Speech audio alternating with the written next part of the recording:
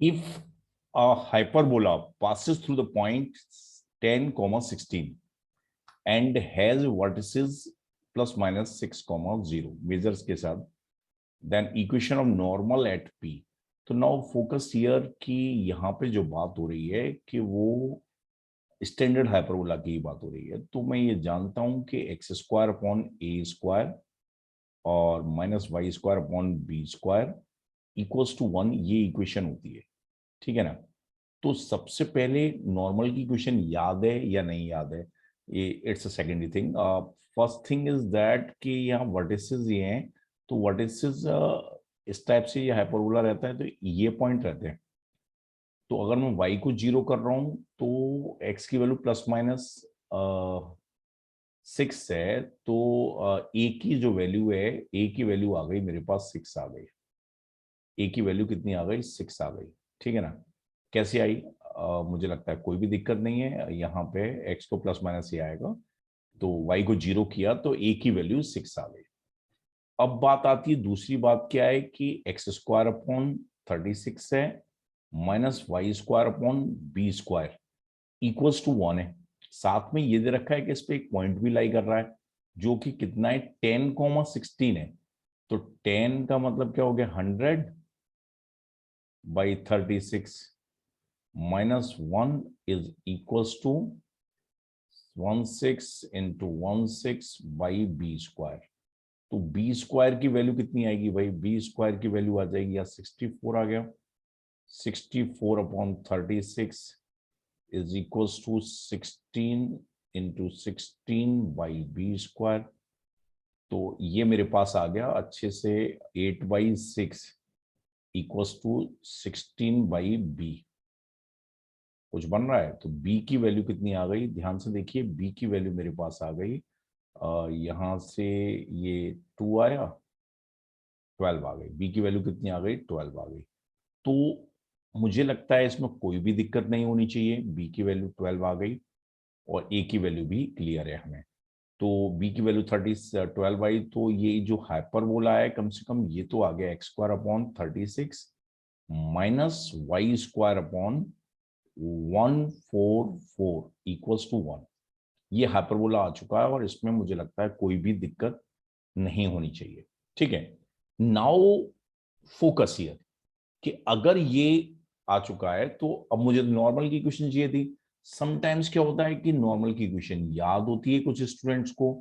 Normal की question क्या है कि हाइपरबोला पे नॉर्मल की क्वेश्चन अगर पॉइंट कर पे लाई कर रहा है, लेकिन समटाइम्स नहीं याद होती। तो हम नहीं याद वाले केस को करेंगे। अगर पॉइंट कर्व पे लाई करता है तो टेंजेंट की इक्वेशन याद करने की टेक्निक सबको मालूम होती है। एक्स स्क्वायर को एक्स एक्स वन से रिप्लेस कर देते हैं और वाई स्क्वायर को वाई वाई वन से रिप्लेस कर देते हैं। तो ये मेरे पास डायरेक्टली टेंजेंट की इक्वेशन आ जाती है। और ये technique hyperbola, parabola, ellipse, circle सब में वैलिड है।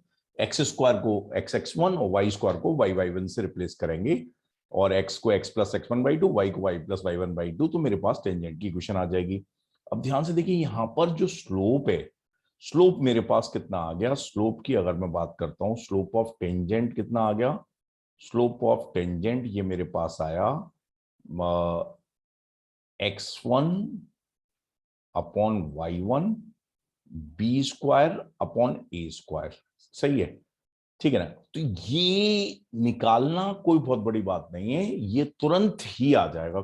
अब यहां से स्लोप ऑफ नॉर्मल कितना आ जाएगा, ध्यान से देखिए, स्लोप ऑफ टेंजेंट और नॉर्मल तो आपस में परपेंडिकुलर होते हैं, minus a square y one upon B square x one. ठीक है। ये तुरंत ही आ गया। ये जस्ट समझाने की बात है, भूल जाते हैं, नहीं याद रहता। तो अब मुझे लगता है नॉर्मल का स्लोप भी आ गया। इस केस में नॉर्मल का स्लोप कितना हुआ, ध्यान से देखिए, इस केस में नॉर्मल का जो स्लोप हुआ वो कितना हुआ, आंसर की तरफ जा रहे हैं हम। इस केस में नॉर्मल का स्लोप हुआ माइनस ए स्क्वायर की वैल्यू कितनी है, 36 है भाई। ठीक है। बी स्क्वायर की वैल्यू कितनी है, 144 है। एक वाई वन की वैल्यू कितनी है, 16 है भाई। और एक्स वन की वैल्यू कितनी है, एक्स वन की वैल्यू कितनी है, 10 है। ठीक है ना। ये मेरे पास आया। तो अब इसको कुछ कट वट हो रहा है, तो ये आ जाएगा मेरे पास, ये 4 4 थी 12 और 4 छिंग 24 और 4 चौक 16, ठीक है ना। तो ये तो बहुत सही आ गया, ये गायब भी हो गया, -2/5 आ गया, -2/5। और इस जो स्लोप ऑफ -2/5 आया, और इक्वेशन क्या आ जाएगी, y-16 equals to -2/5 x-10। Simple, ये नॉर्मल की इक्वेशन मेरे पास आ गई और इसमें कोई भी डाउट आपको नहीं होना चाहिए। एक बार कैलकुलेशन चेक कर लेते हैं।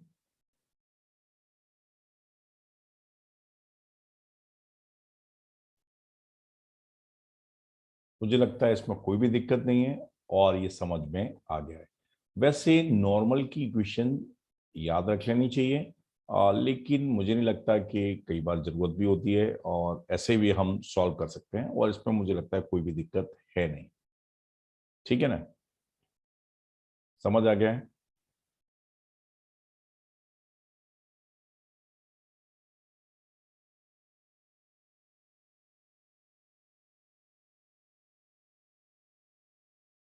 अगर आप पॉइंट दिया हो और हाइपरबोला के लिए नॉर्मल की इक्वेशन याद रखना चाहते हैं, तो वो भी याद रख सकते हैं, अच्छा है, काम देगा कहीं।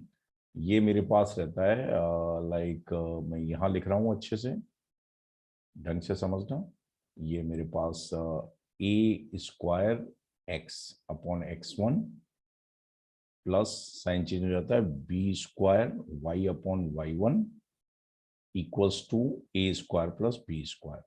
अगर पॉइंट मेरे पास कर्व पे दिया है, हाइपरबोला पे दिया है x1, y1, तो उस पर टेंजेंट का नॉर्मल की इक्वेशन में डायरेक्टली ये भी अप्लाई कर सकता हूं। इनफैक्ट ये ऐसे ही आया है, और इसका स्लोप कितना है, माइनस, सही आया कि -a² अपॉन b²y1/x1, ये स्लोप यही है, और ये सेम है। इस तरीके से भी ये हम आगे कभी याद भी रख सकते हैं, और मुझे लगता है याद कर लेना चाहिए। ठीक है ना।